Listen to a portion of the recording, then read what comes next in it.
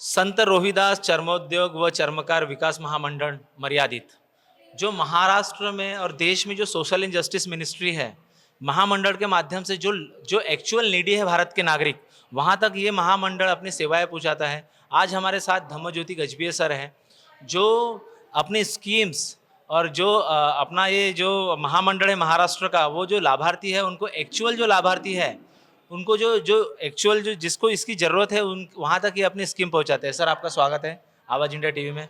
हम देखते हैं सर कि जिस तरीके से ये महामंडल देश में सोशल जस्टिस मिनिस्ट्री काम करता है, तो साथ ही साथ आपका भी एक महामंडल उसमें काम करता है। तो आप किस तरीके से ये काम करने की कार्यशैली है? संत रोहिदास चर्मोद्योग व चर्मकार विकास महामंडल ये गवर्नमेंट ऑफ महाराष्ट्र का उपक्रम है। इसकी स्थापना 1 मई 1974 में हुई थी और ये हमारा गोल्डन जुबली ईयर है। इस महामंडल की स्थापना चर्मकार कम्युनिटी जो है, जिसमें होलार, मोची, ढोर और चांभार ये 4 जातियाँ आती है। इन चारों जातियों के शैक्षणिक, आर्थिक और सामाजिक उत्थान के लिए महामंडल की स्थापना की गई थी। और इस गोल्डन जुबली ईयर में हमने सही मायने में इस समाज के उत्थान के लिए अनेक योजनाओं का शुभारंभ किया है। राज्य के मुख्यमंत्री माननीय एकनाथ जी शिंदे साहब, जो हमारे सामाजिक न्याय विभाग के भी मंत्री हैं, उनके नेतृत्व में जो शासन आपल्या दारी ये जो कार्यक्रम शुरू हुआ है, उसी के अंतर्गत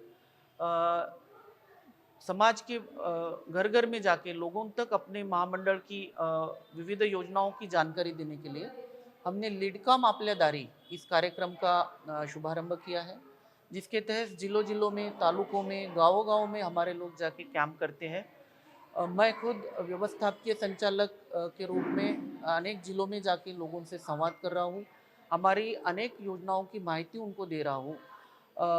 हमने इस गोल्डन जुबली ईयर में कुछ अच्छी योजनाएं शुरू की है, जिसमें 25,000 युवक युवतियों को उद्योजकता प्रशिक्षण देने की एक बहुत ही महत्वाकांक्षी योजना हमने शुरू की है, जिसके लिए हमने महाराष्ट्र शासन के उद्योग विभाग की महाराष्ट्र उद्योजकता विकास केंद्र जो है, ये जो संस्था है, उनके साथ करार किया है।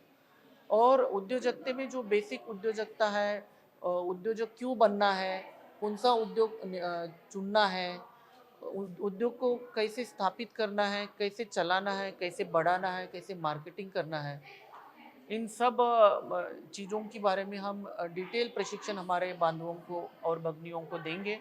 इसका लाभ भी समाज ने लेना चाहिए।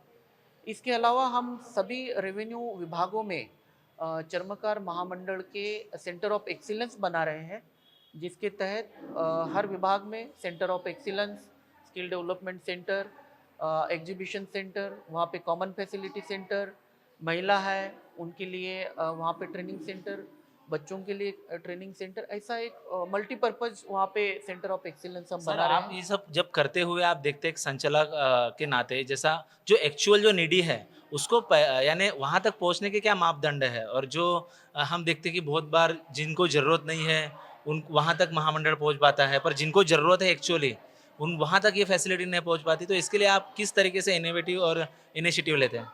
आपने एक बहुत ही अच्छी चीज़ पे हाथ रखा है कि गवर्नमेंट की अनेक योजनाएं हैं और फील्ड में बहुत सारे वंचित घटक के लोग हैं, लेकिन योजनाएं और घटक इनमें बहुत बड़ा गैप है। और उसी गैप को ब्रिज करने के लिए हमने लिटकम आपल्या दारी इस कार्यक्रम की शुरुआत की है। और इसके तहत हम गांव-गांव में, तालुकों में, जिलों में जाके हम लोगों के साथ संवाद कर रहे हैं, अपनी योजनाओं की माहिती दे रहे हैं। अनेक लोगों को पता ही नहीं कि लिटकम नाम का कोई गवर्नमेंट का कारपोरेशन उनके उत्थान के लिए बना है। बहुत सारे लोग फर्स्ट टाइम ये नाम सुने हैं, तो हम उन सभी लोगों के पास जा रहे हैं। हम अभी फील्ड विजिट भी कर रहे हैं कि एक्चुअल चर्मकार समाज की बस्ती में जाके वहाँ पे रियल लाइफ सिचुएशन क्या है। जो छोटे छोटे कारागिर है, जो गठई कामगार है, वो किस हालत में काम करते हैं, उनको क्या आर्थिक उत्थान की कुछ ज़रूरत है, या जो अनेक बस्तियों में कुछ समाज मंदिर बने हैं, वहाँ पे क्या कुछ स्पर्धा परीक्षा केंद्र या आर्थिक उत्थान के लिए लाइब्रेरी, वाचनालय, अभ्यासिका शुरू की जा सकती है, या फिर महिलाओं के लिए जहाँ पे कुछ बचत गट के माध्यम से करने के लिए संभावना है, वहाँ पे क्या कुछ किया जा सकता है। इन सारी संभावना को हम टटोल रहे हैं।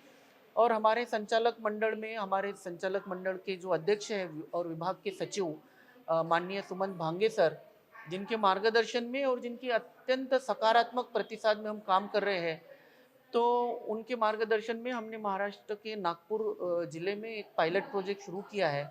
100 महिलाओं का बचत गट हमने वहाँ पे 20 बचत गट बनाए हैं, 5-5 महिलाओं के। ऐसे 100 महिलाओं को चुन के उनको जिस किसी भी व्यवसाय में काम करना है उसके लिए हम अर्थ सहाय्य कर रहे हैं।